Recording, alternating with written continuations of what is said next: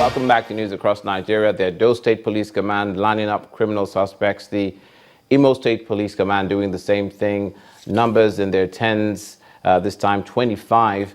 Details in just a moment. We'd like to first remind you that all our top stories can be found on our website, channelstv.com, and on youtube.com/channelsweb.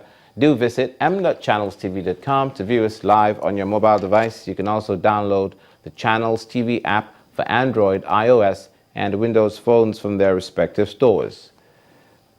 We'd also like to urge you to please interact with the Eyewitness feature in the Channels TV app. If you have pictures or videos you'd like to share with us, tap the app on your device, swipe to reveal the Eyewitness menu, and follow the instructions.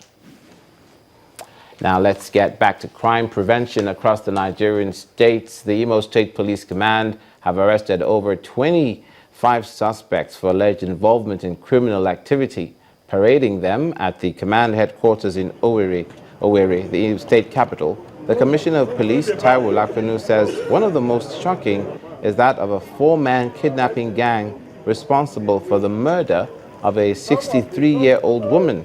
He said the suspects confessed to the torture and murder of the victim, even after they'd collected a ransom from the victim's family.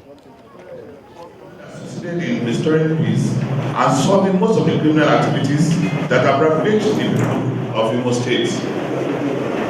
Worthy of mentioning is the monumental and obvious reduction of criminal activities and brigandage that have pervaded the people of Agwa in Oguta, local government area of Imo State, following the deployment of personnel of mobile police force around Ngbala Agwa, among others. It is my pleasure to inform you of the arrest of some notorious kidnap and armed robbery syndicates who have been terrorizing the state. Some of whom were fatally wounded during the operations, while some have been charged to court, with other cases still under intensive investigation. The police command wishes to use this medium to warn criminals, especially kidnappers and armed robbers, to stay away from the state in their own interest, as the command has crime-mapped and cobwebbed the entire state through overt and covert strategies, while acknowledging the support and cooperation of the government and good people of the state. The general public is hereby reassured of our determination to ensure crime does not thrive in Imo State. Now, staying in the southeast, to other news, the National Drug Control, that is the NDLEA, 6 states, that is master plan of the National Drug Law Enforcement Agency, NDLEA, was drawn in 2015 and assigned roles to both the state and the local government. Whether or not the state and the local government have played their roles in ensuring that abuse and trafficking are curbed has become the task of the Anambra State Command of the NDLEA in its 3rd annual lecture at the Professor Dora Akunyili Women Development Center. Speaking during the occasion, the state commander of the NDLEA, Mr. Sule Momodu, says they need serious partnership with all relevant stakeholders to actualize a drug-free society, but with major emphasis on rehabilitation, which is more critical. Those were the kind of... I've said here before that a rehabilitation center is also a job creation venture, and it's also a revenue yielding venture, because the services there are not free. I know of a rehab center in Abuja that charges up to 200,000 a month for one person. So if we have a modern rehabilitation center here, in partnership with the agency, of course, some citizens will be given job and there will be revenue. Those that supply them, those that sell them, they live amongst us. Therefore, the family again has a role in ensuring that the supply does not happen. So I'm suggesting here that before the state, whether at local government or state level, actually picks up this fight, families, civil societies, including churches, should be addressing it. Health now, and 50 visually impaired internally displaced persons in Borno State have benefited from the corrective surgeries offered by the Nigerian Air Force. The beneficiaries were selected from the Dallery makeshift camp, home to over 20,000 people, dislodged from Bama local council of the state.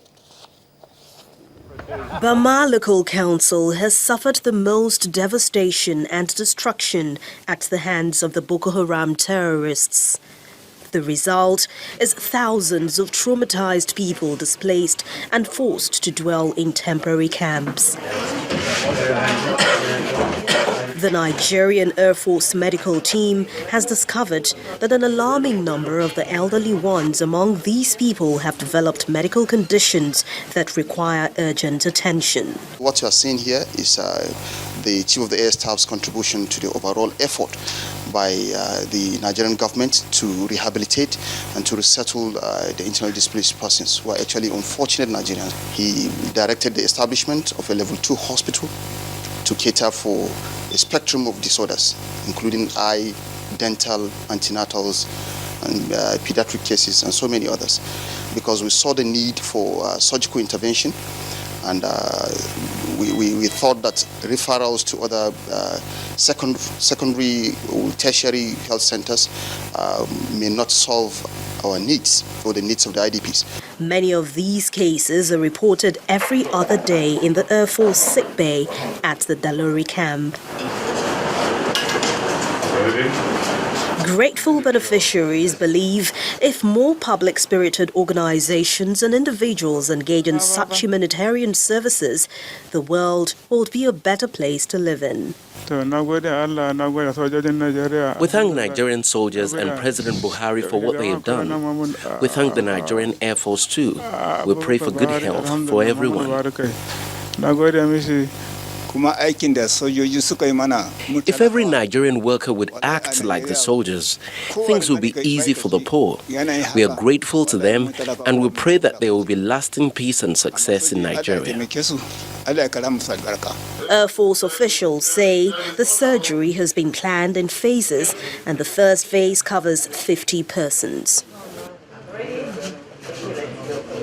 You're watching news across Nigeria. Coming up, take a look at the health sector in Abia State and Plateau State.